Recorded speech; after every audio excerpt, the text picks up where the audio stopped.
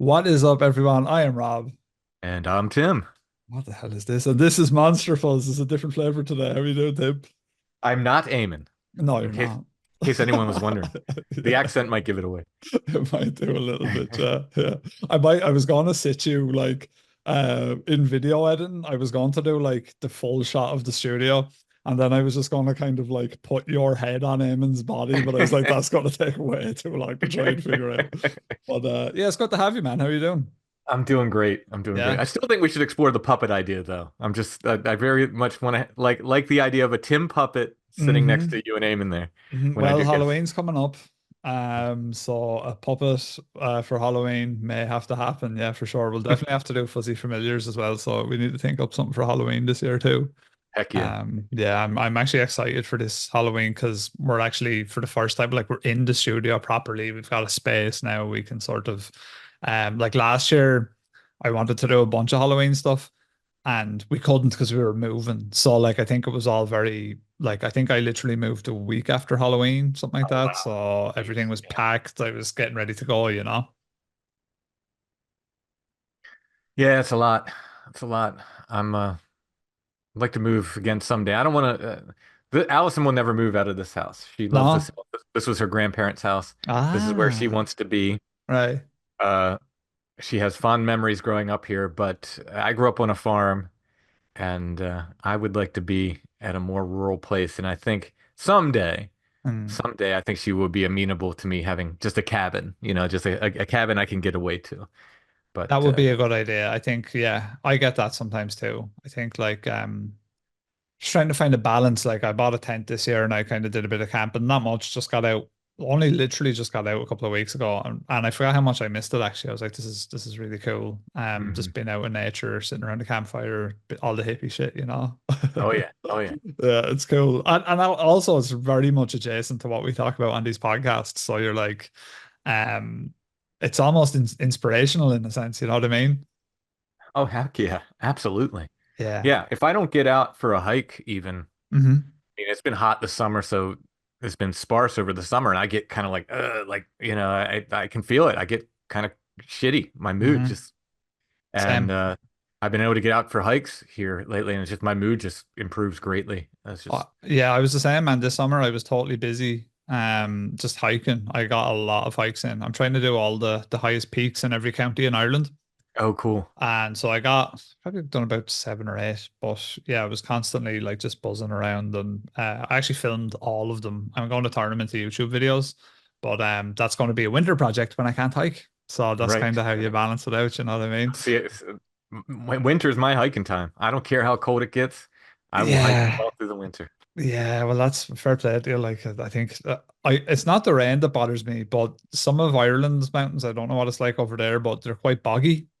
Mm. So if you get caught in bogs, like it fucks up your boots big time. Oh, yeah, I can imagine. Yeah. Yeah, and like it can be a thing where you put one wrong step and your whole boot is full of bog muck, Mhm. and you're like 3 hours from the car. It can be pretty bad. So Yeah. Yeah. Yeah. winter I do hike, but on certain trails, you know. Yeah, rain in the winter can be a little rough. Like Yeah. like a cold rain can be rough in the winter. Well, you'll experience it if you're coming over here, you know. All right. I'll take you out on all the hikes you want in Ireland. I know all the good ones. I'm there. Yeah. We're too early to announce something, but it looks Yeah. like in the future I will be there Yeah, in the yeah. not too distant future. So We're trying to get him over. That's the goal for Monster Fuzz now is to get him over to Ireland.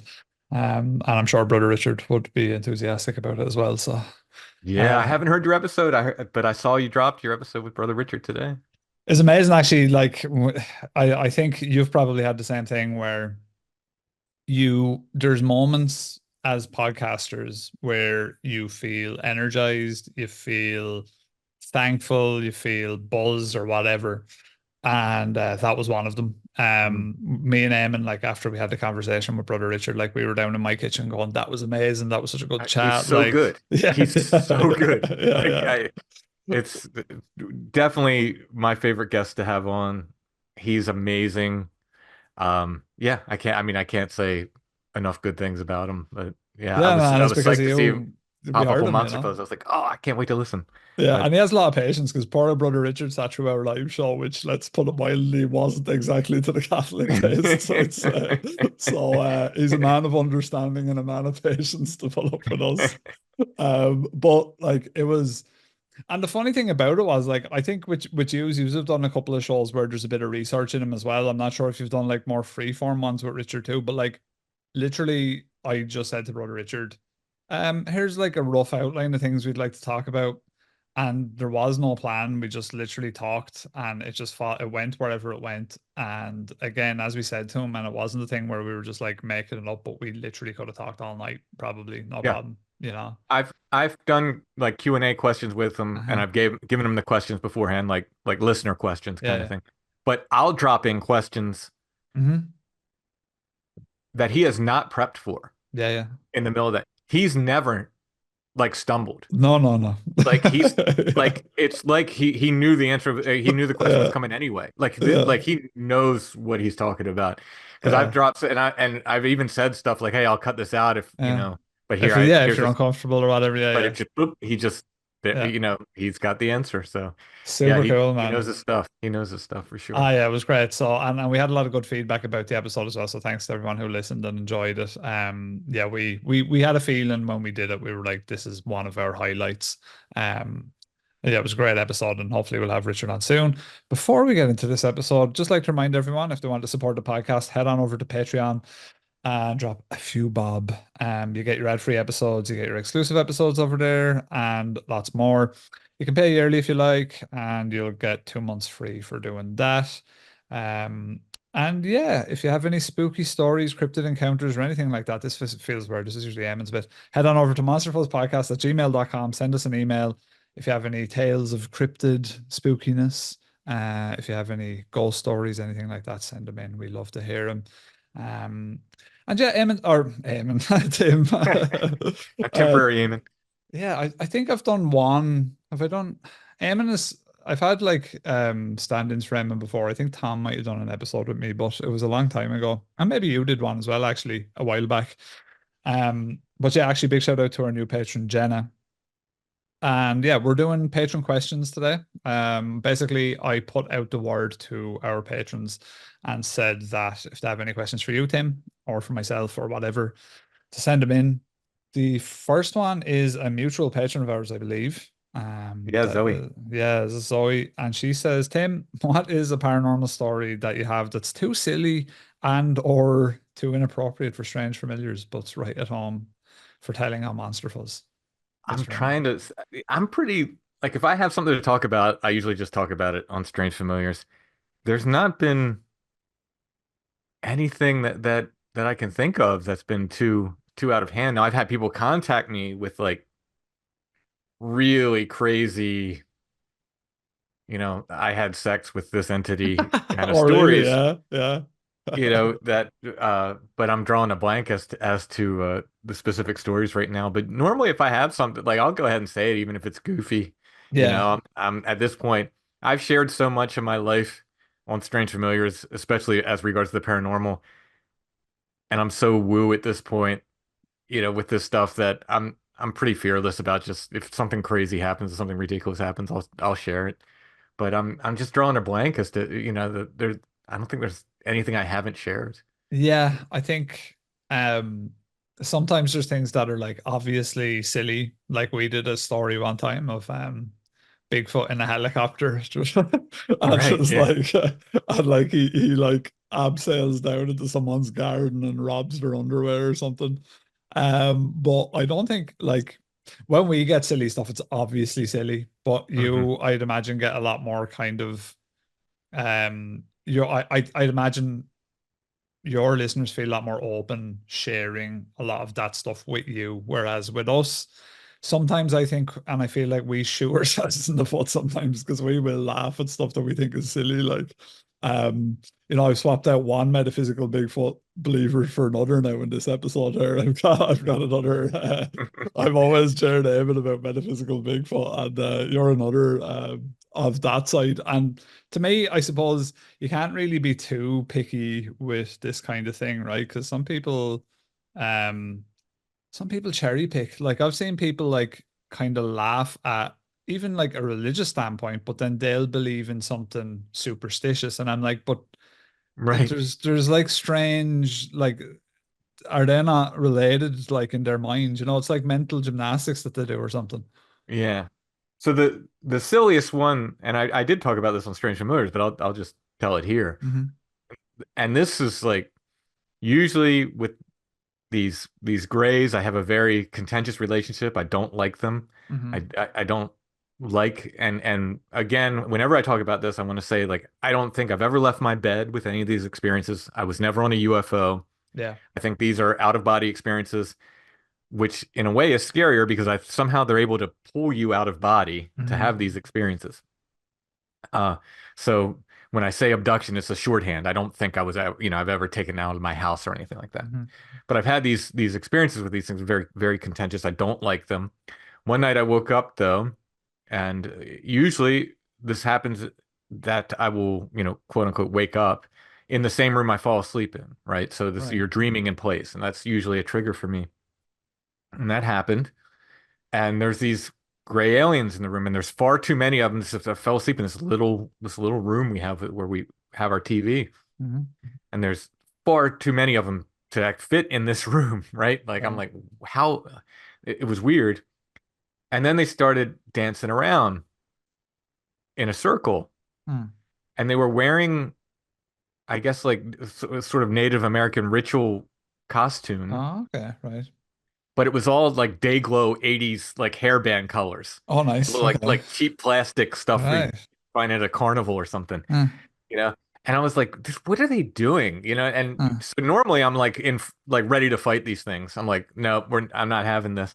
And this time I'm just kind of observing them and I'm like trying to, and it was almost humorous. I almost started laughing because it just looked stupid. Hmm. They looked dumb.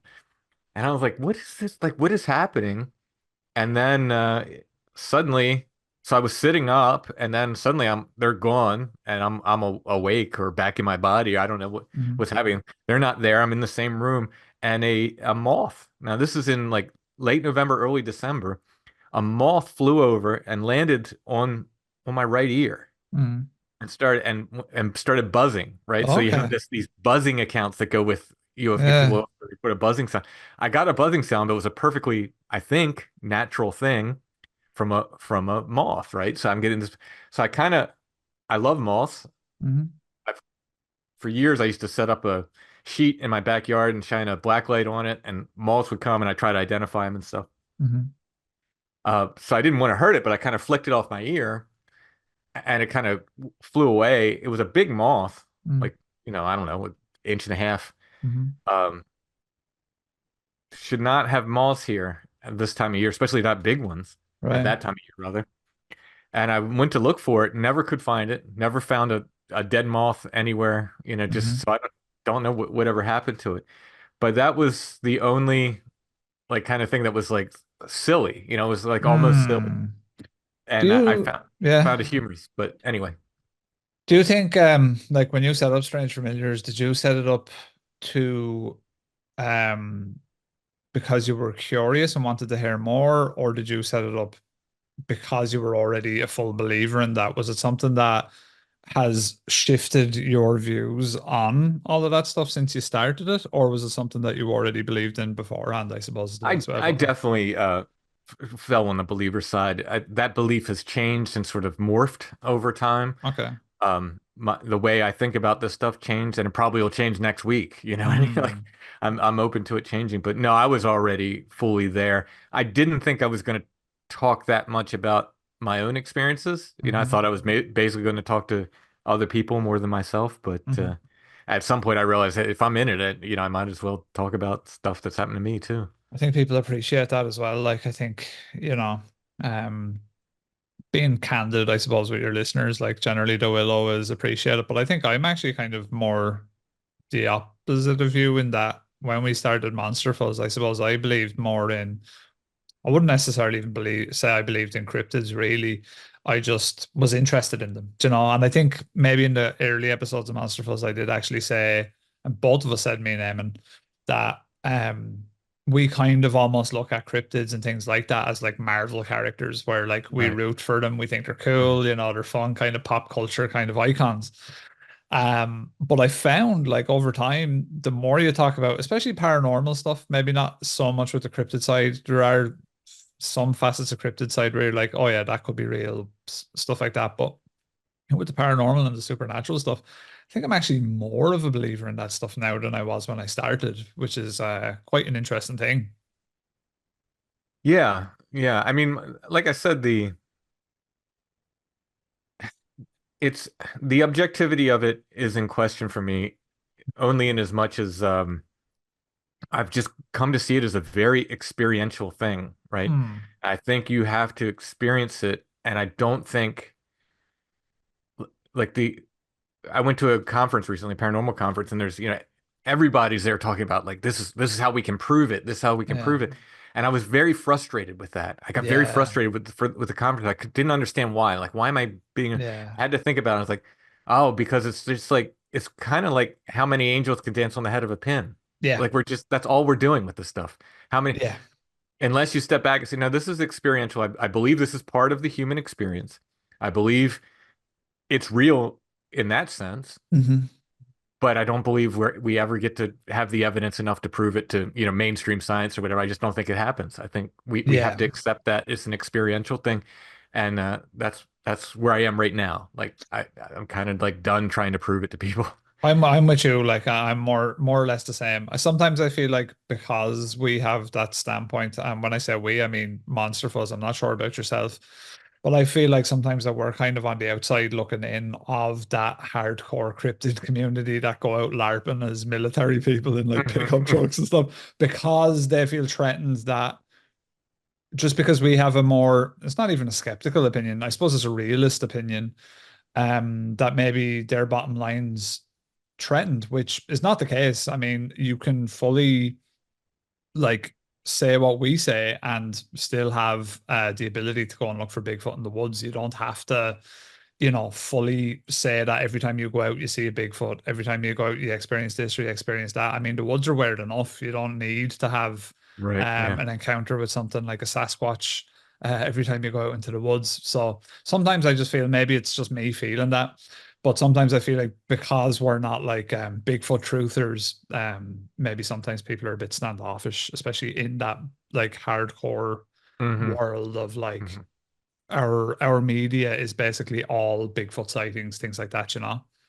Yeah. Yeah. Well, there's definitely a line to toe, Hmm. and if you toe that line, you get invited to speak at conferences. Yeah. I look, this is not me bragging, but No.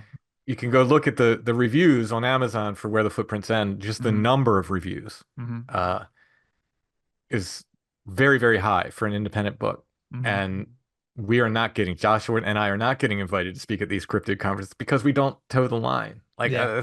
No. I mean, our book's doing really well, Hmm. and we're just not getting the calls because we don't I'm not going to sit there and say like, oh yeah, Yeah. it's an animal you can put in a cage. I There's don't know yeah. that it's not, but I'm Yeah. not convinced that it is at this point in my life. Yeah, and I don't think there needs to be I don't think anyone should need to toe a certain line to sort of be a part of any community anyway. I think as a matter of fact, I think having a more kind of open-ended sort of view of it is probably more beneficial for the industry anyway. I think there's probably a lot of people that listen to, I'd say, Monster Fuzz who would rather our approach and then they would actually entertain cryptids Sure. versus listening to a more, say, a truther kind of thing, and they just wouldn't entertain it at all. They would just say, "Nah, that's I'm not paying attention to that." So Yeah, I yeah. know I'm like that. I do sometimes find it tough for some reason with the paranormal stuff and all that. I generally, because I've had paranormal experiences, maybe that's why.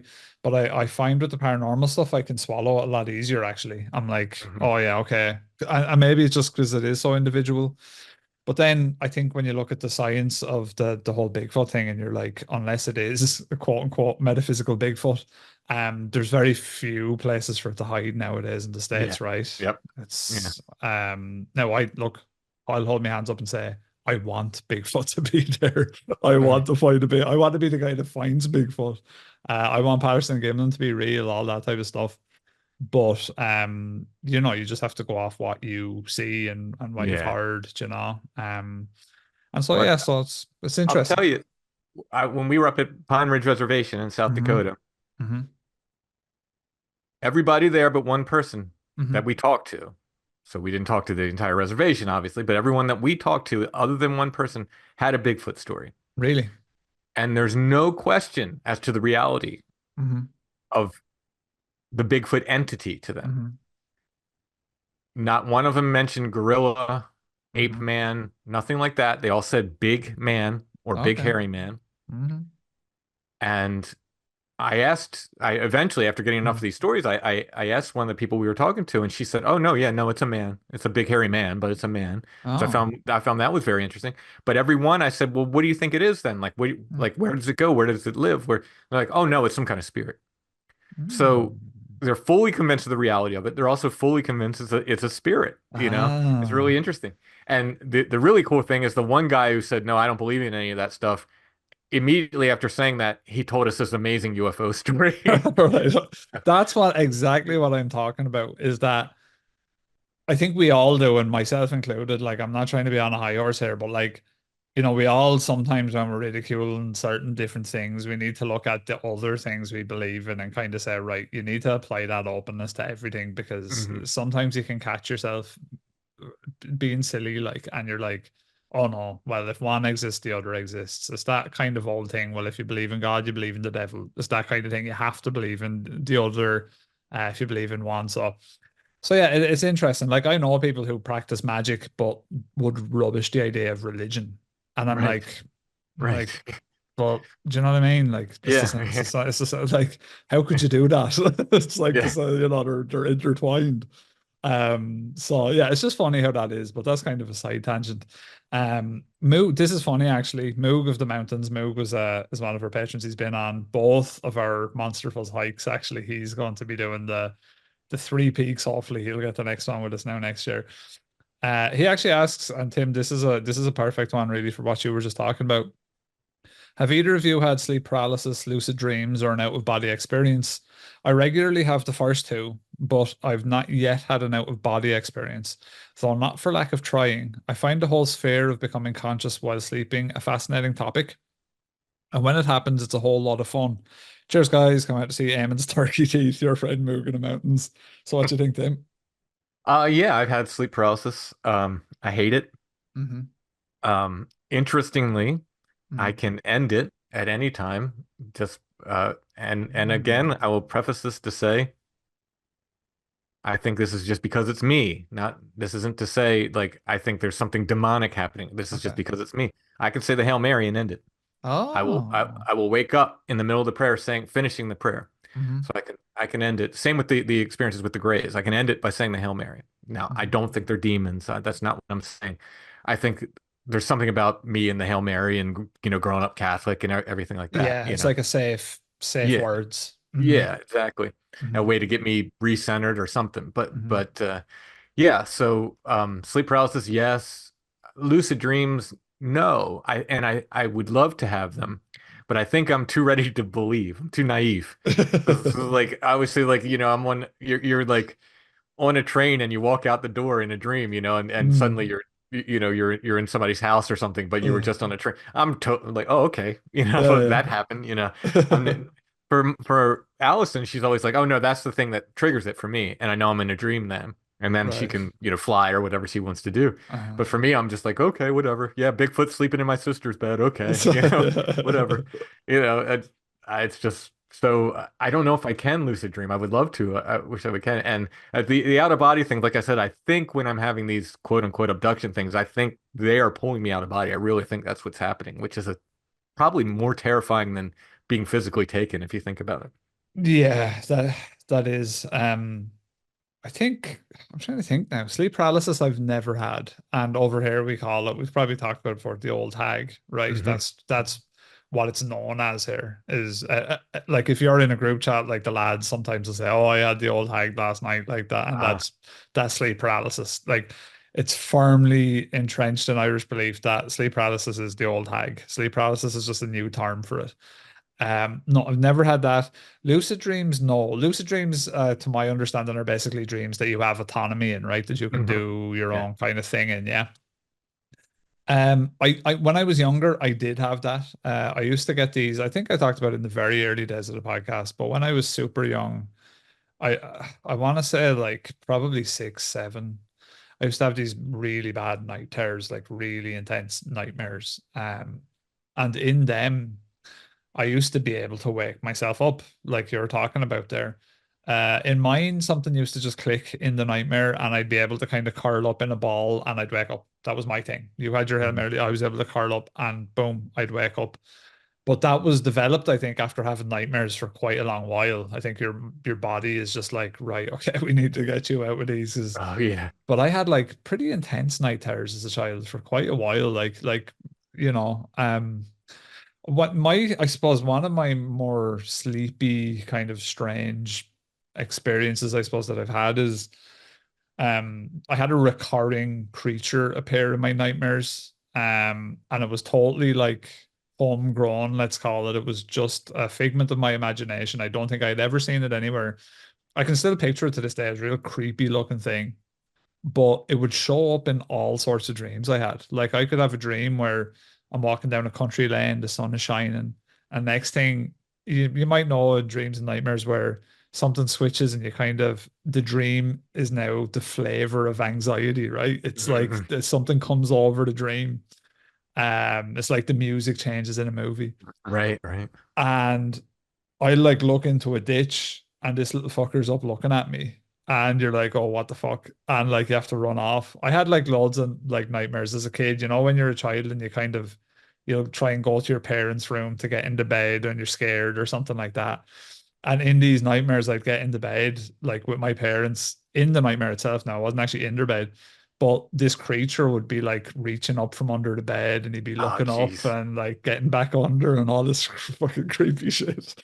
And yeah, he was a really weird looking dude. He was probably about like 3 foot tall, 2.5, 3 foot tall.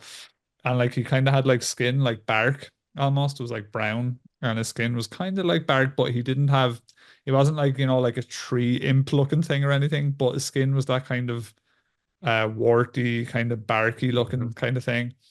And like he had like a long sort of cylindrical head and a kind of a flappy mouth, one really small eye and one really big eye. Really creepy though. I still remember him and frightened the shit out of me as a kid. And yeah, so that was like probably the most bizarre mine got. Yeah, I don't think I've had any the out of body stuff. No, I had a what I would class as a near death experience before, but that was like I think about 13 and I got on a quad bike. I'd never been on a quad bike in my life. And I Oof. was like, oh yeah, I know how to use this. Just went full rev straight Ooh. into a wall.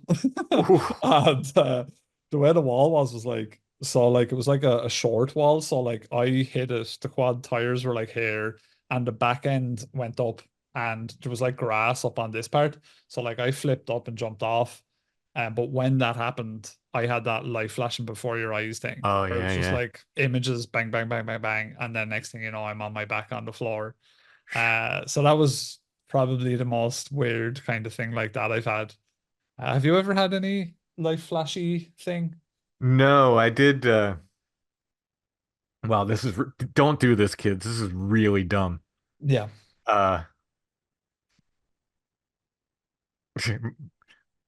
when I was this would have been like, 12, 13 years old. Uh-huh. There's all these ninja movies out. And there was one where the guy was catching arrows in it, right? Mm, And we had this like really cheap, like low draw bow, mhm, like, for target practice kind of thing. And I had a friend with me, and I'm like, Shoot an arrow, but shoot to the side of me. Like, don't shoot it at me. uh. Shoot to the side of me." And he's aiming it at me. I'm like, "It looks like you're aiming right at my head." And he's like, "No, no, it's Right. to the side." I'm like, "It looks like you're Uh, aiming at my head." And uh, he's like, "No, no, I swear it's to the side." I was like, "Okay." uh. And he shot it, and this arrow's coming, and it was completely in slow motion. Oh Like, shit.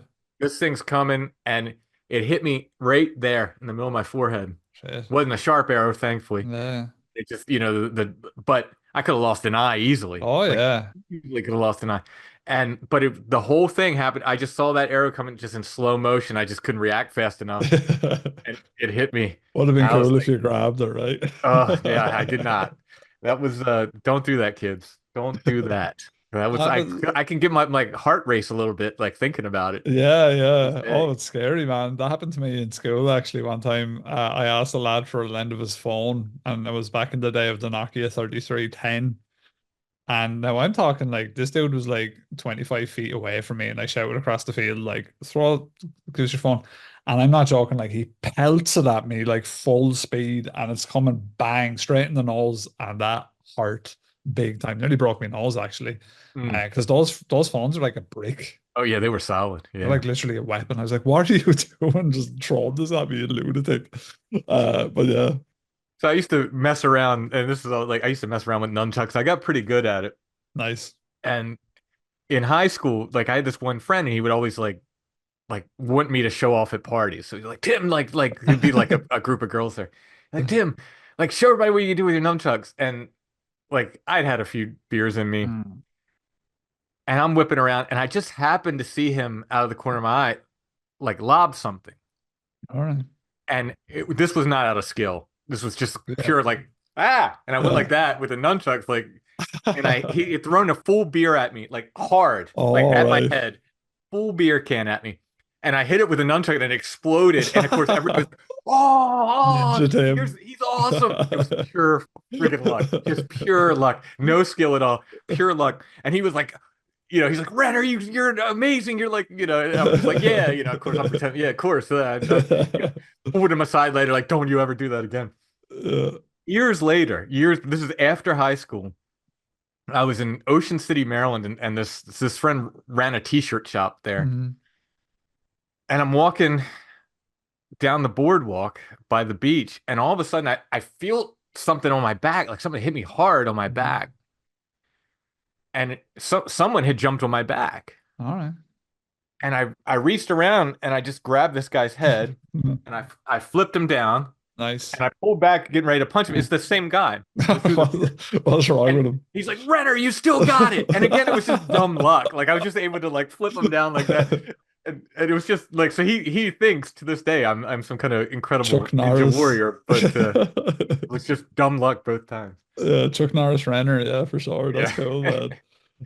Yeah, because you were on that wave of kung fu flicks then, probably, right? You were about that age where, Oh like, yeah. Yeah. yeah, yeah. So I missed that wave really. I'm trying to think what our kind of, although there was a bit of a renaissance with it, because the likes of Kill Bill and stuff was coming out when I was kind Mm. of, Yeah. and Crouching Tiger, Hidden Dragon, and all that stuff. Yeah. All Yeah. those films were kind of, there's like a new wave of that kind of thing, I suppose. That was quite Yeah, good. but yeah, the kung fu films would have been on like every Saturday, like TV, like all afternoon Mm, would have been like kung mm. fu films when I was growing up. Yeah, yeah, for sure. Freddie Terrible asks, have either of you watched the movie Longlegs? It was militantly advertised as the scariest movie of the decade, but has been heavily panned by audiences. He says he personally thinks it's a load of shite. Have you seen it, Tim? Mm-mm. No, me neither. That's Um, Nick Cage, right? is it, yeah? I think so. I think Yeah. it is. I think somebody was talking about it on the Discord. I think maybe Delaney was. Hmm. And I think she said she liked it, but I've not seen it yet. So, I haven't. The spookiest thing I've probably seen recently, it's not really spooky, is the new Alien, which I enjoyed. Did you see that? nah. Were you No. an Alien fan back in the day? Oh yeah, loved it. It's Loved it. actually worth watching. I think you might Uh, like it. yeah, I'll check it out. It's um it's way better than any of the sort of, I would class it as like probably in the top three of those flicks, you know. I would still probably say Alien and are the two best, but I would say that's probably number three. Oh really? Yeah, yeah, Wow. I think so. It has a lot of nods to the original, but what people need to kind of remember as well with it is like the original came out in what, like 1978 78, earlier, 79, something 78, like that. 79. So it's like, and a friend of mine told me this as well, where like kids nowadays, like kids 17, 18, 19, like they don't know the Alien franchise. Like, so when you say to them, "I'm going to see Alien in the cinema," they're like, "What kind of alien? What is what alien? Right. Alien who? What is it?" So, I think for a new audience, you kind of do have to kind of have a little bit of the flavor of what made the original so special, I suppose. But I really enjoyed it. I thought it was great. Should definitely check it out. Would Alison be into Alien? No, she wouldn't watch anything like that. Does she not watch spooky stuff, no, or alien-y No, stuff? sometimes she'll watch some stuff with me for we'll review it for patrons, Uh-huh. some paranormal stuff. But no, she. I always say this, like this woman looked like Morticia Adams when I first started dating her, and will not watch horror movies, and I feel like that was false advertising. I feel like I was into something there. Was it just the Uh, goth aesthetic she was into then? oh yeah, yeah, yeah, Yeah, yeah, yeah, yeah, yeah. Was she into The Crow at least then? Surely. yeah, yeah. Yeah. Apparently, The Crow's one of the worst. The new one's apparently one of the worst I films. heard, That's yeah, I supposed to heard be. it's And even completely Eamon didn't awful. like it. And Eamon would be about The Crow, like he's big into it, and he was like, "It's literally awful." It's like it's Mhm. terrible. So yeah, I'm not probably not going to see it. Yeah, Uh, I don't think no. I will either. Um, yeah, there's the Sigourney Weaver underwear scene in the original Ah, Alien yes, yes, yes, yes. woke me up Yeah, yeah. as a Woke me young up too. man. Woke me up. It's probably still waking people up to this day, Tim, you know? I was a young man. I was like, wow, I think I like ladies. Yeah, yeah, literally. And then when I look back, I was like, why was I so obsessed with Alien when I was like 10, 11? Probably a bit of that, you know what I mean? Yeah. It's like Buffy the Vampire Slayer for me as well. I was very of that age. So yeah, for sure. Uh Christopher May writes in, where do you draw the line between curiosity and pursuit of supernatural, but not go too far in crossing into the dark side or vice versa? Or is the dark side really defined as floating between good and evil? It's a good question, that. This is a really interesting question and Hmm. one that I'm interested in lately. Hmm. Um, and again, let me preface this by saying I do not think Bigfoot is a demon, so please don't anyone think I'm saying that. Shouts out Demon However, Bigfoot. I look at things like Marian apparitions, Hmm. and people say it was brighter than the sun, and they say Bigfoot was blacker than black. Hmm. There's a smell of Oh, there's yeah. the odor of sanctity with Hmm. Marian apparition. Bigfoot smells like BO and poop Yeah, yeah. and rotten stuff. Uh, People are left with a joyful kind of feeling, like happy feeling. They might be exhausted, but they're generally happy after these marinated Bigfoot. People are scared. I've talked to these Hmm. hunters that will never go in the woods again. You know, Hmm. hunted all their life. So there's this opposite nature to the Hmm. phenomenon, which makes me go, what's going on there? Like it's definitely like here's one thing that seems very good, and here's one thing that has the very opposite nature to it. So I think the danger with the supernatural is obsession, not possession. I don't really there are people who are seem like they're really obsessed about things following them home. I don't know whether it's again because I have a house full of, blessed objects that I'm just Hmm. not terribly concerned about that. It's never been an issue for me. Uh, but obsession, I think, and becoming obsessed with the paranormal because the very seductive thing Hmm. if you go out there in the woods and you experience something spooky, you're gonna want to go back. Like if it's not terrifying, you're gonna want to go back. Hmm. It can be super scary too, Hmm. but you're gonna want to go back. Like trust me, there's some nights I'm out there like this is frightening, but I'm there and Intriguing. Yeah. it's what I do. But you're going to want to go back, and then the danger is becoming obsessed with it. Hmm. And then like so my number one recommendation with this is to people is to take breaks. Go read a comic book. Go see a Yeah. movie that has nothing to do with this stuff. Have comedies you like. Hmm. Find whatever makes you laugh and get away from this stuff on a regular basis because I think you these people get obsessed with it and I always forget which it was. There's a very famous one of the early Bigfoot researchers, one of the big names in the 1960s, 70s. And it came to a point where his wife said to him, "It's me and the kids or Bigfoot." Right. He said, "Bigfoot. See ya." Okay. Right. Yeah, that's the wrong thing. He made the Yeah. wrong choice. That's Yeah, the of wrong course. answer. Yeah, That's the yeah. wrong answer.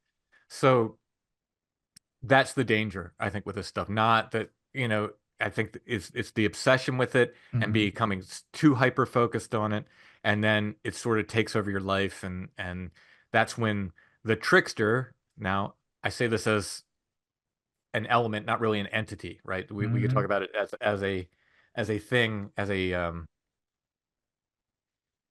yeah, what's the word? An entity, a Archetype, kind of as an oh, archetype. an archetype, right? Archetype, but not a specific. I'm not talking about a specific thing, right? Hmm. But the idea of the trickster will manifest in your life, right? Hmm. That's I would say look at these ghost hunting groups and these Bigfoot hunting groups and all the drama and all the nastiness and infighting and stuff. Hmm. To me, that comes with this stuff. And if you're not careful and guarded against it, this will manifest in the middle of it. Like the other wants to mess you up. It wants to mess your life up. When I got back from Indiana and everything that happened there, it was major, major stuff. Brother Richard said to me, be careful and don't make any big decisions right now, especially regarding your personal life. Yeah. Sage advice, as always, from Best Brother advice, Richard. best advice I was given at the time. And he Yeah. was right. He was right because my inclination was to go run off in the woods and be alone. You know what I mean? Yeah. And you And were drop it. excited by the whole thing too, because I had talked to you just after all that, and I could tell by you that you were very like, I don't know what the right word is, but G'd up about it. And Yeah, yeah, when you're in that state of because with something like that, like I would that state to me, I would associate with being sort of energized and being creative. But then when you're coming off something like what the experience that you had there, which there was a lot of mad stuff going on, then maybe you're not energized and maybe you're not buzzing with creativity. Maybe it's something totally different that's buzzing in you. Do you know what I mean? yep, yeah, yeah. It would not have been the right decision. And thankfully he said that to me because it did make me Hmm. step back. Because to hear someone I respect and Hmm. love is saying, take your time and Hmm. don't make any decisions right now. And I'm very happy he said that to me because that would have not been a good thing. Yeah. So yeah, that's the danger, I think, with this stuff. And that's where it can get dark. It can get dark and then you can mess up your life. I'm not really worried about demons. I'm Hmm. worried about people screwing their own life up, me screwing my own life up, Hmm. like getting too obsessed with this stuff. Yeah. The obsession, yeah, the obsession, I suppose, on a more human level is something that you could go down the rabbit hole. And I think the danger is with us, because we do it, well, we're immersed in it, right? We put out, like, we have a platform for it. The danger is, yeah, losing yourself, getting lost in the sauce, and basically having it become your world. There's a reason why, like, we don't really do like people don't really realize, but like it's kind of like a infinite money hack to do a true crime podcast, right? It's like if you want to get into a subject matter like that. But I always found that, and again, me and Eamon have alluded to it, we've actually done some true crime because it ties in with supernatural and paranormal Sure. sometimes. But I don't like talking about that stuff all the time because I find it very kind of, yeah, like a dark energy. It's Mhm. something that you don't want to bring on yourself too much. And yeah, like I was saying earlier, the more I think it was Brother Richard, I'm paraphrasing what he said on the podcast, but like the more you look at this stuff, the more it looks back at you. Yeah, absolutely. And that I believe to be true, whether it be in a literal, here's a demon looking at you sense, I don't know. But in a sense of if you surround yourself in that kind of stuff, then maybe you're surrounding yourself in the wrong energy. But that can Oh yeah. apply to literally everything. I think from a more religious standpoint, which I'm not a religious man, but from a more religious standpoint, like they would view the partying, the doing the drugs, the infidelity, all of that stuff is basically, the work of the devil, I suppose, right? The work of the bad forces. Um, but yeah, in a sense, it will just derail your whole life. So it applies whether it be religious or not. So you Mhm. do have to be careful about what circles you're around, even just on that level. Yeah. Um, I found that, yeah, the whole the other side of it is as well is the whole mental illness side of it. That is something that can be both legitimate and I don't know, it can be something where maybe there is more of an influence of something else. I don't know, but like I'd be wary sometimes. I don't know if you feel like this. But sometimes I'm wary that like with the stuff that we're putting out, if someone who has maybe a legitimate mental illness, like something fairly heavy like schizophrenia or something like that, if they listen to too much of our podcast, are we enabling bad thoughts in those kind of Mm, people's brains? mm, Are we sort of in turn like influencing their world basically with that? mm. So maybe that's why subconsciously we try and add a bit of brevity to what we talk about and kind of arse Yeah. around and be a bit silly. But yeah, because sometimes, I'm sure you've heard it too, where people sometimes are just like dead serious on something and you don't really know how to approach it. Maybe you do more than we do because you do generally tackle it fairly head on and this is the way it is or whatever. But for us I think sometimes we probably struggle to wrestle with how to deal with it. Yeah. Yeah, it's delicate. I mean, my kids call me the paranormal therapist, but um Spooky Dr. thankfully Phil. Oh, thankfully I think it's I haven't run into too much of that, yeah, and I'm thankful for that. Um, most of the world thinks we're all crazy for talking about this stuff anyway. absolutely. Absolutely. The true crime thing, though, 1000% with you on that. We did a series called The Broken Circle, which was about a little girl that went missing and they found her dead. Hmm. And this is back in the 20s. Hmm. And it was a town not too far away, a couple hours away. So we actually went there Hmm. and found her grave. And I'm looking down at her grave and it hit me like, this is so real. Yeah, this is a real person. So real, and it hit me so hard. And we've done a couple since then, but usually we'll do really old stuff. I don't want to do modern stuff, and it's heavy. It's really heavy. Yeah. I don't know how people do true crime every week. Like I couldn't do it. Tough. Yeah, it's very tough. I think, yeah, it is. And it's sad a lot of the time. It's just Oh sad. Like yeah, it's so yeah, sad. There's just so much of that. And I feel like the world is sad enough, right? That you're like, almost you don't want to add to it with that kind of stuff. Because nowadays, especially, like we're definitely in a bit of a darker time, like with what's going on the news. I think there's a lot of division, there's a lot of oh yes, wars, there's a lot of really bad stuff, more so than ever, I would feel like, or at least I don't know whether it's more so than ever or whether we're just seeing it more now. I yeah, don't, I don't know. exactly. Yeah, I don't know if we're just hearing about it more because everybody's connected all the time. Yeah, I don't know the answer to that, but It's so dark, and yeah. so yeah, so it can be tough. So I think for me, um. where do I draw the line between the curiosity and the pursuit and stuff like that is I would never really be too keen on doing rituals or anything like that. And we'll talk a little bit about that later in the episode and indeed on Monday's episode. But that would be where I would cross the line. Like I would go and check out spooky buildings. I would do all that. That's no problem. As a matter of fact, me and Eamon have toyed with the idea loads of times. We need to actually go out and do it. But um, yeah, I don't think I'd be into doing rituals and things like that. I've got enough hardship. Like I don't want to be adding more hardships to my life. My life is hard enough. I don't need to be fucking dealing with some demons or some shit. I've got enough demons. The bank account is my demon. I don't Right need on. I don't need more of it. So I think for me, yeah, keeping it at arm's length, for the sake of the podcast, for the sake of education, definitely I want to check out these places and see them. But yeah, I do feel like, and again, as I said, the longer I've been doing the podcast, the more I feel like I would have probably been definitely agnostic with a dash of atheism in there for sure. Hmm. Um, and as I've done the podcast, I'm definitely swinging more agnostic to open to like different things. Do you know what I mean? So yeah, it's interesting. Speaking of which, actually, we've got another one where this actually you've seen this apparently. This is I suppose more field stuff, but Chadwick Gales, he's a listener of both of ours, yeah. Yeah, He says, "Hey guys, it's Chadwick. So both of you have seen the photos of the tracks I found. Tim has two of the casts. I didn't realize you had the casts. I do. Oh, I'm jealous. Keeping in mind they were 14 inches long, so we didn't realize that when we did the podcast. And emu tracks are only 6 to 7 inches long. That's what we kind of thought they might be. And ostriches only have two claw toes. So I'm pretty sure there are no birds. Um, what do you think could have made the tracks? For our listeners, actually, for anyone listening right now, that basically think of a scaled up.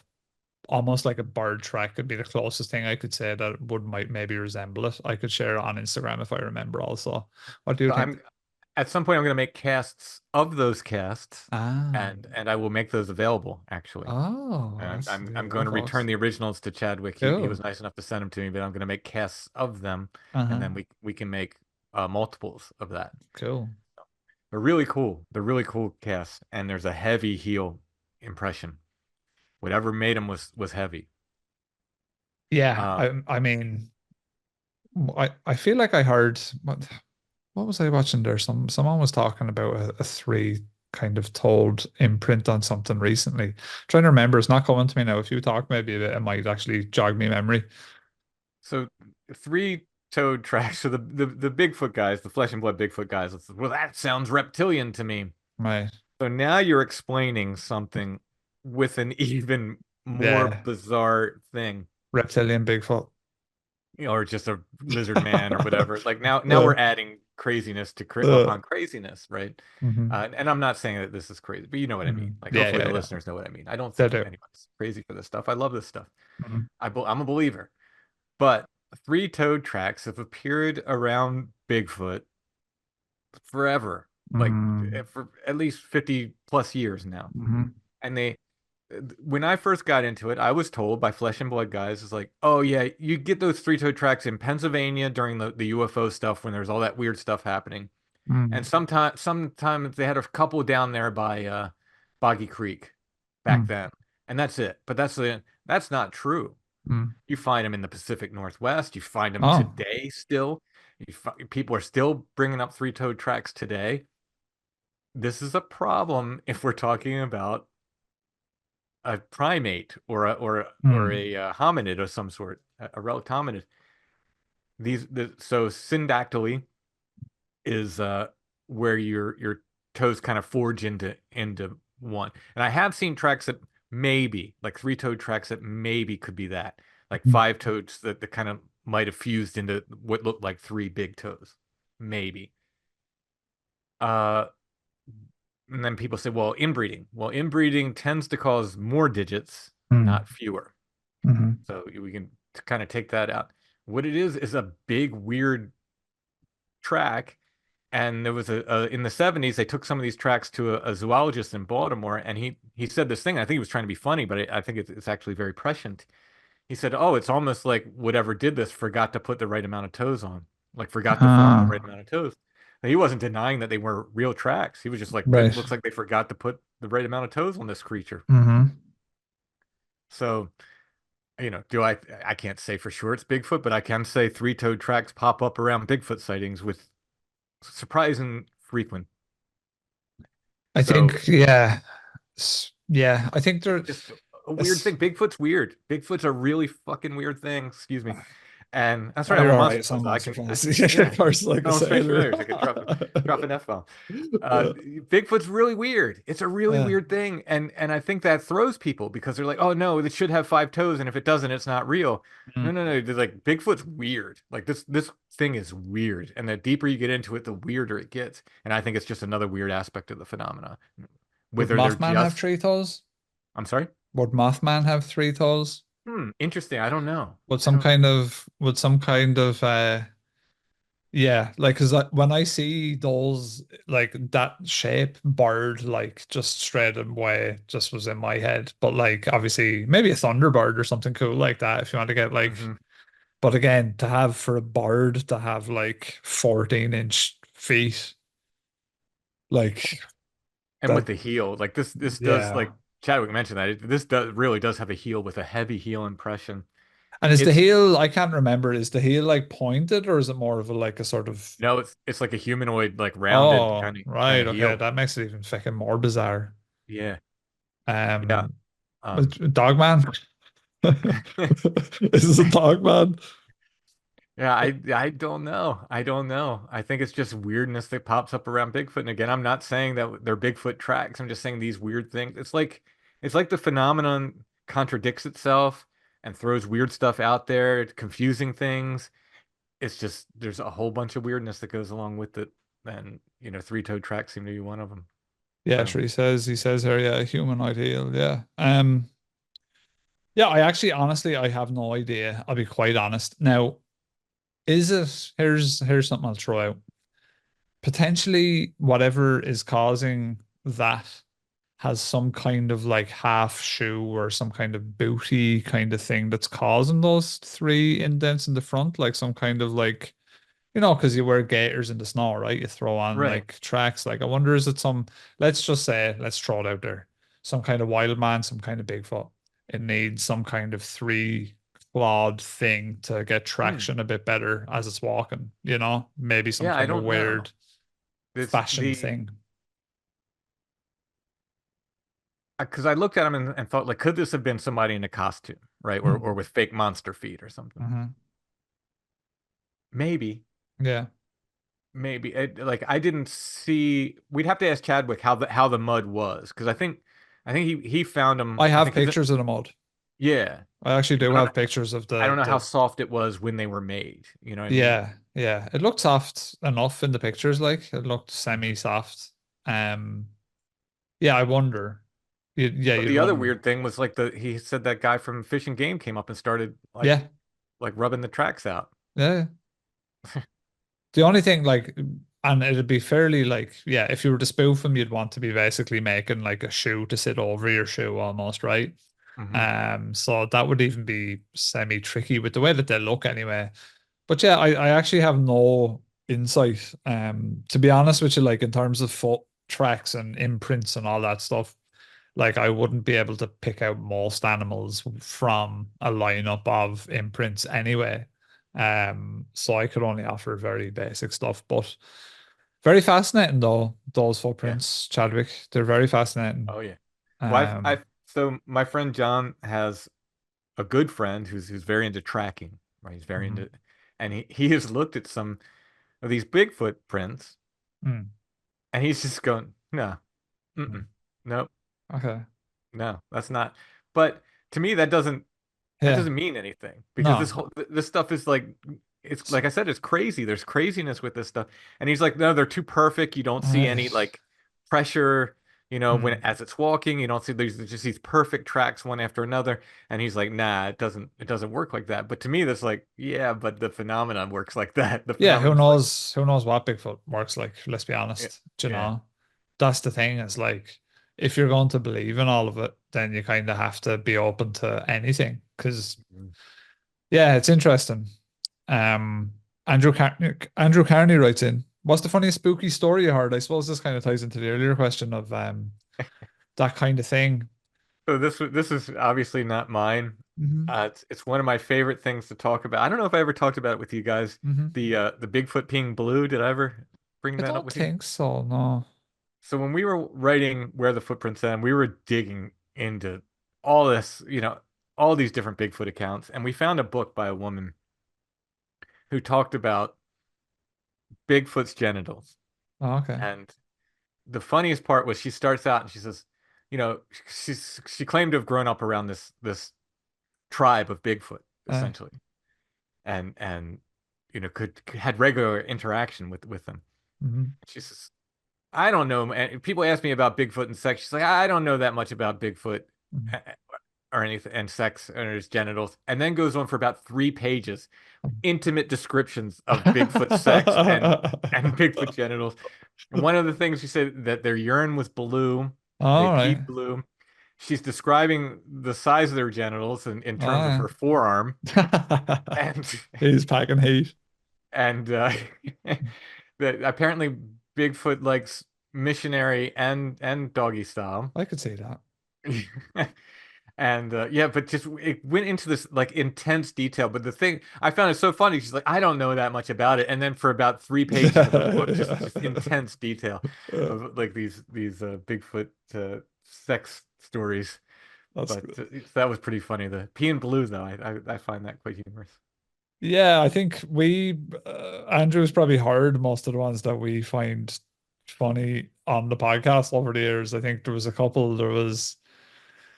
I think there was one, obviously Bigfoot and helicopter famous, Bigfoot and helicopter. Bigfoot and a convertible is another great one where he's going down the highway in a convertible with someone or whatever.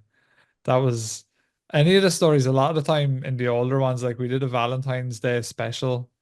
And I think for that one, I basically tried to find accounts where people had like said that they slept with ghosts or slept with Bigfoot.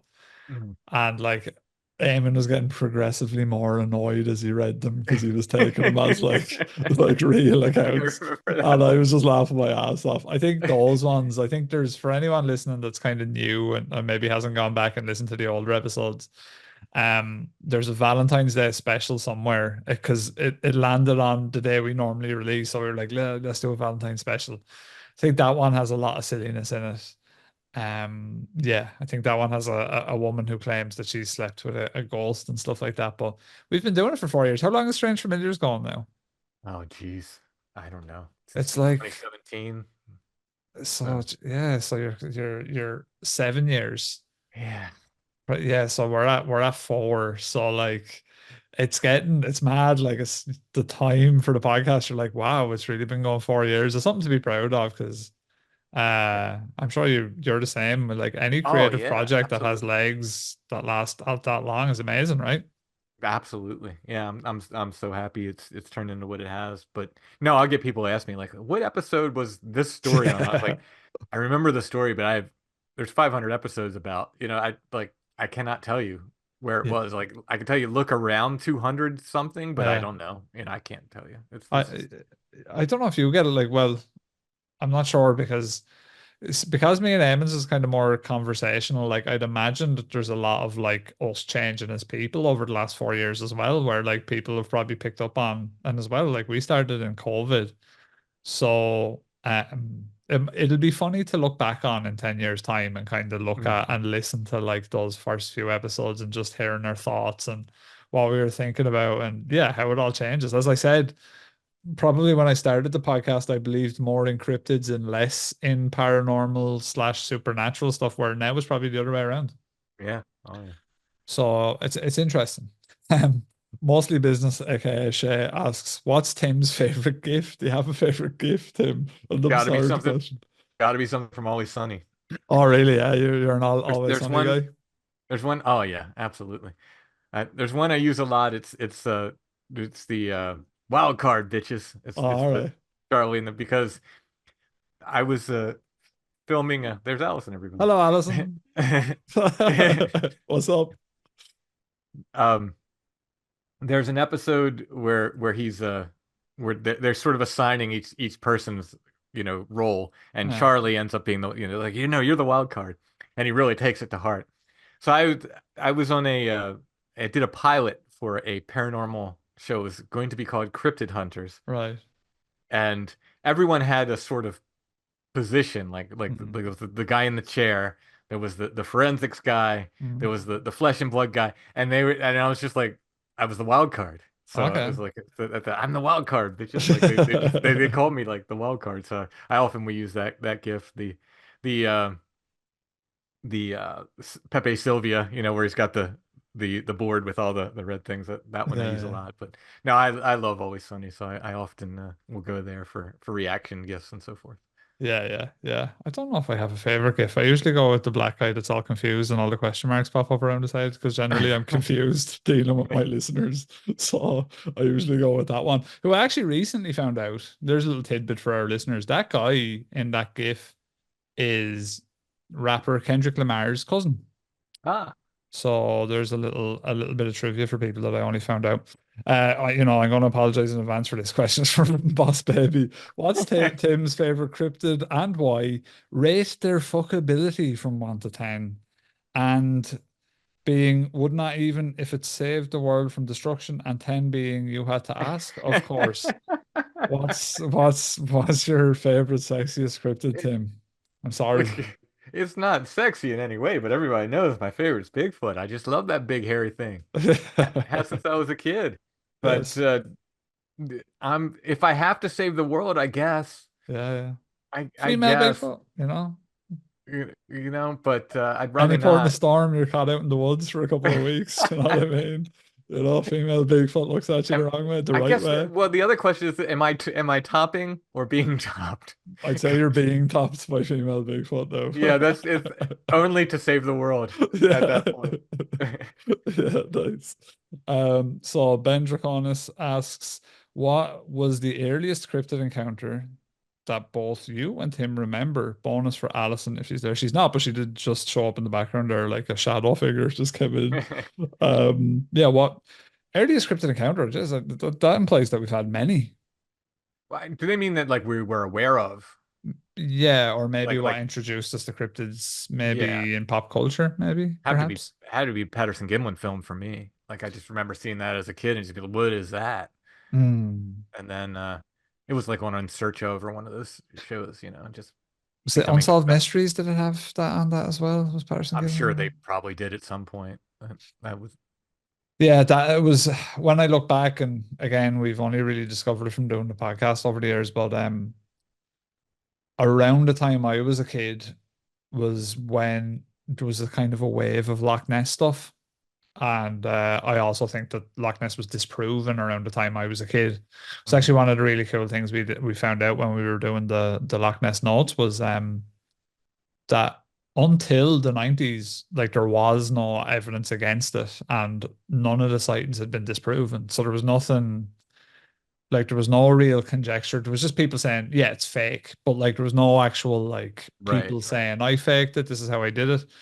And so then that all came out in the wash a little bit after the fact, around the 90s. And so that would have been my introduction. So probably Loch Ness was probably the first, but also, yeah, Patterson Gimlin was still very much a thing when I was young. My dad was definitely into the cryptid stuff and still is. So he would have put that a bit in me. Um, and again, like it was this weird thing with the podcast where I think someone asked us like about cryptid books or again a question similar to this, and Eamon said he had some book as when he was a kid, and that kind of jogged the memory in my head, and I was like, shit, I definitely had a cryptid book when I was a kid too, and I just remembered the front of this book, and I couldn't remember the name, couldn't remember everything. It was a different book to what Eamon had, but I actually Googled like the cover roughly, Hmm. and I found the book on eBay. I actually bought a copy of the book, and now when I look at the book, it's basically like a Monsterful's handbook. It's so cool. Like it has literally loads of stuff that we've never even covered in episodes yet, but also Patterson Gimlin, werewolves, all of this stuff. It has like all the old real life cases of it. Um, it was something Monsters was the name of the book. There was more to it, but Monsters was the main part of it, and it was in kind of red text, and there was like a sort of a Loch Ness kind of sea monster on the front with like a Hmm. boat and a bunch of waves. But that, yeah, that was my introduction to it. And I would have been probably 7, 8, Yeah. very, very, very young. But I think what it is really is I was a dinosaur nerd. So cryptids backdoored the ability to believe in dinosaurs still being Sure. alive Yeah. and hanging out. So that those two things kind of were hand in hand. Gerald Rona, he asks, what do you make of the Three Kings ritual? Now, we don't make anything of the Three Kings ritual because we don't know about it. But Gerald, good news.